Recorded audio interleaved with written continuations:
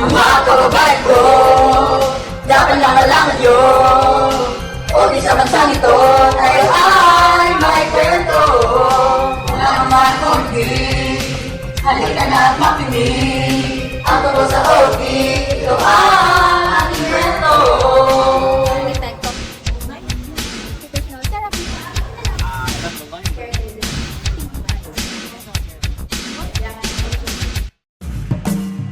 Maayong buntag! Magandang umaga! Good morning! Pilipinas! Pilipinas! Maganda! Matalino! Masibag!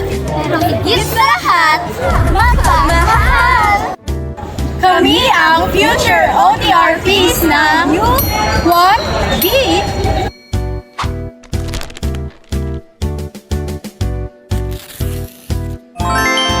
Handa na ba kayo malaman kung paano nagsimula ang lahat? Tara, simulan na natin ang masayang biyahe sa kasaysayan ng OT sa Pilipinas. Wait! Stop! Listen and learn. Bago natin ibahagi ang kaysaysayan ng OT sa Pilipinas, gusto ko munang marinig mula sa aming mga kababayan anong ibig sabihin ng OT para sa inyo. Huwag mag-alala, walang tama o maling sagot. Tara, magtanong tayo ngayon. Tingnan natin kung ano ang alam ng ating mga kapwa-Pilipino tungkol dito. Handa na ba kayo? Handa na ba kayo? Handa na ba kayo?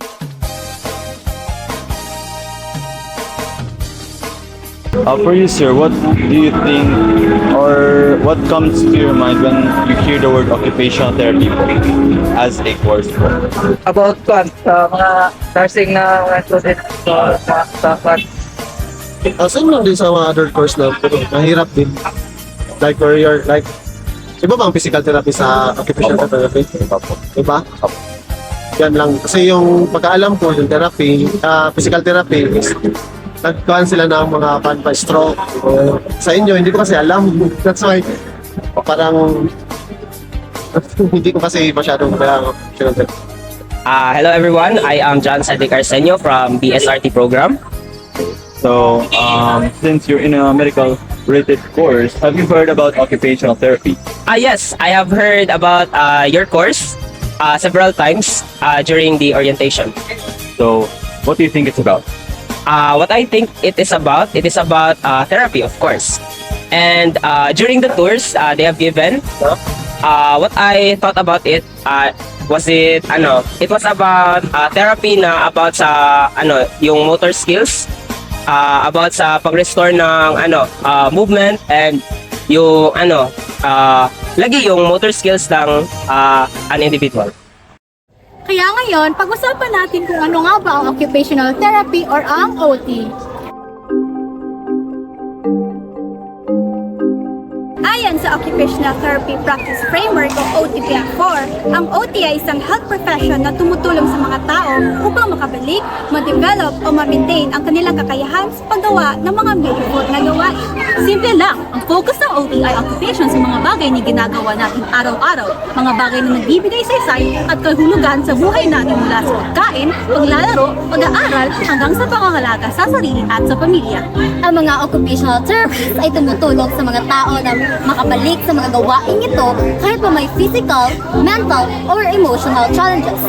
Mula sa mga simple hanggang sa mga komplikadong gawain, tutulungan tayo ng OT na magtagumpay at maging mas independent sa ating buhay. O diba, hindi lamang ito basta trabaho therapy, kundi life therapy. So, ano nga ba ang mga naging hakbang ng OT dito sa Pilipinas? Halina't alimin natin ang unang pasimulan ng OT at kung paano ito nakatulong sa mga Pilipino. Teka, nakikita niyo ba ang nakikita ko? Parang may paparating! Si Kuya Kim! Magandang araw mga future OT. Ako si Kuya Kim. At ngayon, sasamahan ko kayo sa isang makasaysayang paglalakbay sa mundo ng occupational therapy sa Pilipinas. Tara, simulan natin!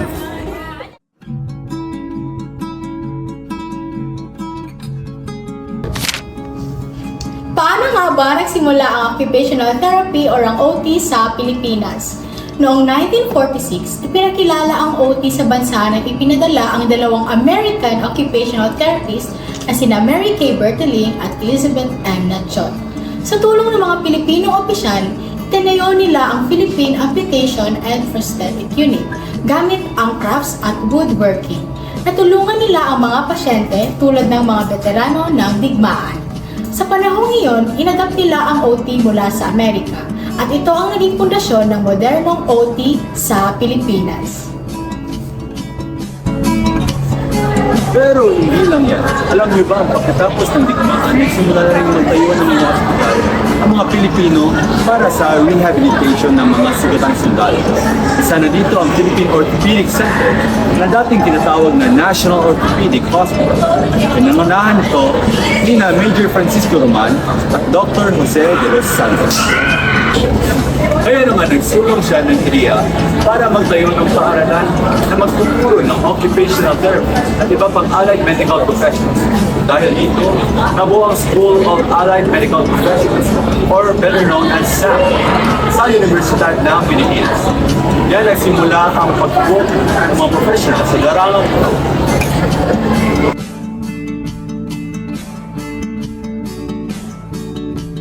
Noong 1950s, nagkaroon ng mas malaking papel ang mga Pilipino sa OT. Si Conchita Abad na nagtapos ng OT sa University of Pennsylvania ay nanguna sa pagpapalaganap nito sa bansa, particular sa National Orthopedic Hospital. Kasabay dito, bumalik din si Charlotte Floro, ang unang Pilipinong nagtapos ng OT degree sa Amerika. Sila ang nagtayo ng unang OT school sa Pilipinas noong 1962 sa UP School of Allied Medical Professions or SAP. Bukod dito, bumisita si Dr. Henry Kessler ng United Nations at nagrekomenda ng pagpapalawak ng rehabilitasyon sa bansa tulad ng pagtatayo ng mga rehab centers.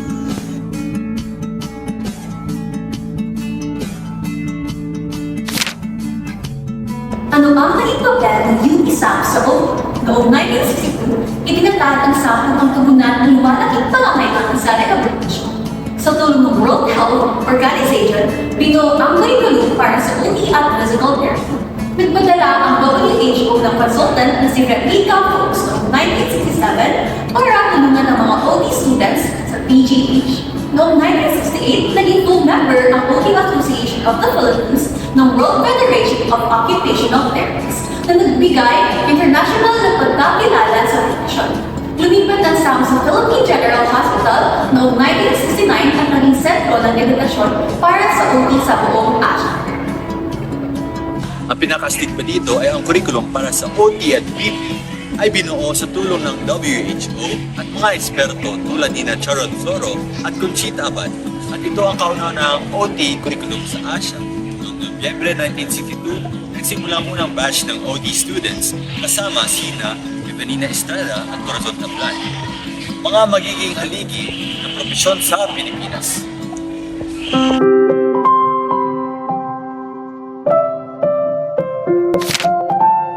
Sino ang ilan sa mga kilalang pioneer ng OT sa bansa? Si Felix Saxano ay isang kilalang tagapagtaguyod ng karapatan ng mga may kapansanan at tagapanguna sa occupational therapy sa Pilipinas. Nagsimula siya bilang nurse at nakatanggap ng scholarship para mag-aral ng OT sa London. Pagbalik niya sa Pilipinas, pinagpatuloy niya ang pagiging nurse at OT noong 1965. Kasama si Conchita Abad, itinatag nila ang Philippine Council of Cheshire Homes na nagbigay ng pabahay at kabuhayan sa mga may kapansanan. Dahil sa kanyang mga kontribusyon, ginawaran siya ng Professional Rehabilitation Worker of the Year Award noong 1977.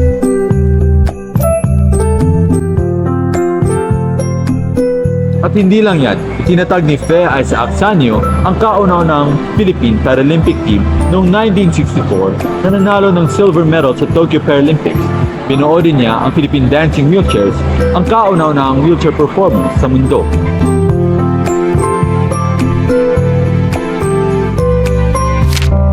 Paano nga ba lumawak ang occupational therapy sa Pilipinas? Ayon kay Zelfa Bayoneta Maslin noong 1970 hanggang early 1980s, tumaas mulang 6 hanggang 23 ang mga ospital at institusyon na nag-aalok ng OT.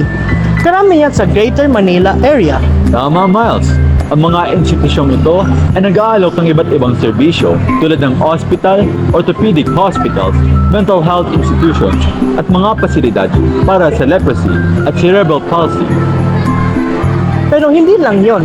Noong 1976, tinatag ng SAMP ang mga programa para sa OT sa UP Comprehensive Community Health Program sa Bay Laguna na pinaunahin ni Professor Teresita Mendoza bilang training ground para sa community-based rehabilitation. At noong 1977, binigyan ng independent unit status ang SAMP ng UP Boards of Regents.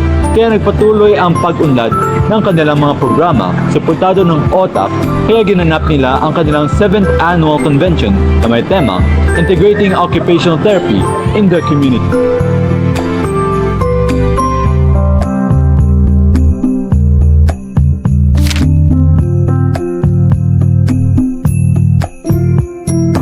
Paano pinalawak ang OT para sa mga may kapansanan? Noong 1981, idineklara ng World Health Organization ang taon bilang International Year for Disabled Persons na naglansad ang plano para sa mga bansa na magbigay ng pantay-pantay na oportunidad para sa mga may kapansanan. Sa pamumuno ni Prof. Loro, ang mga guro mula sa UP-SAM ay nagpatupad ng Community-Based Rehabilitation o CBR sa Bacolod noong 1982. Isang strategiya para sa rehabilitasyon at integrasyon ng mga may kapansanan.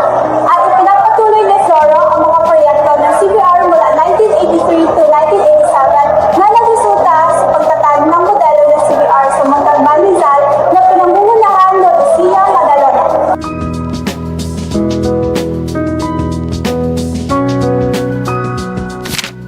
Noong dekada 1970, naging mahalaga ang occupational therapy or ang OT sa rehabilitasyon ng mga gumagamit ng droga, lalo na matapos ang pagbuo ng Dangerous Drug Act at Dangerous Drug Board.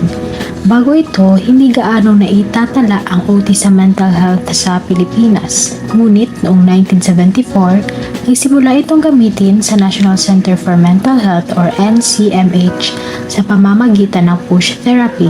Si Nati Iba Yasay ay naging unang supervisor ng OT services sa NCMH at siya ay nag-aral ng OT sa SAMP mula 1966 hanggang 1969. Sa dekadang ito, nagkaroon din ng pag-unlad ang OT sa mga pribadong ospital tulad ng St. Luke's at Makati Medical Center.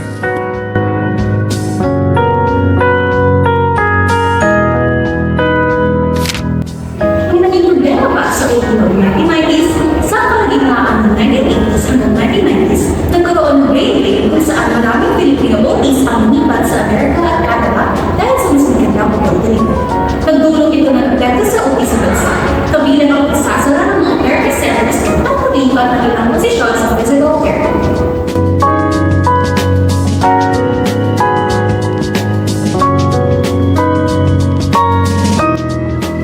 Ano ang naging epekto ng international policy sa OT sa Pilipinas?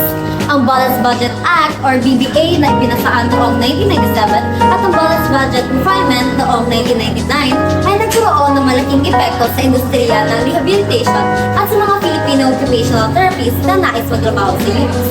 Layunin ng batas na bawasan ng bayad sa mga healthcare providers na nagresultan sa pagbaba ng demand para sa occupational therapists sa skilled nursing facilities at sa mga matinding kompetisyon sa trabaho. Maraming naabot na milestones ang occupational therapy sa Pilipinas, mula sa pagkakatatag nito hanggang sa pagiging isang propesyon. Ngunit, hindi pa ito ganap na kinikilala tulad ng sa ibang bansa. Kahit na malaki ang naitulong ito sa mga taong may kapansanan, marami pa rin hindi nakakaalam kung gaano kahalaga ang occupational therapy. Wait! Sino yung guy na nakikita ko? Parang kilala ko siya! Parang may pagkakahawig siya! Kay Carlos Yolo! Serious? Kay Carlos Yolo ba yun? Oo, siya nga ata!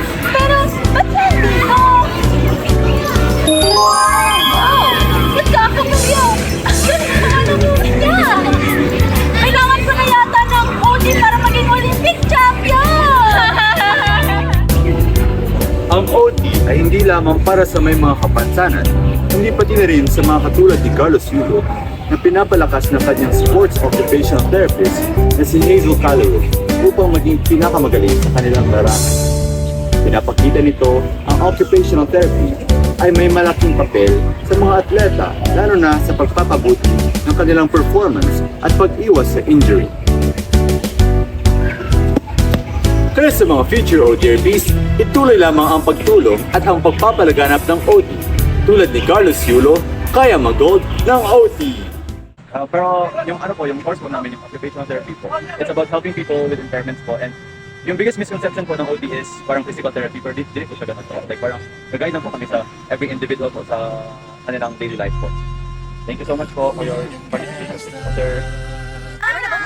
So nice guys, dapat ang malaman mo, ang OT sa bansang ito, tayo ay mga kwento. Uy, Philippines! Excuse me, sir. Excuse me, sir.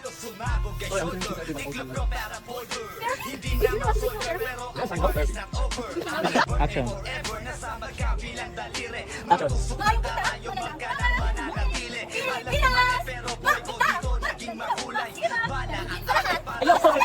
Right, let's go on. Ready, steady.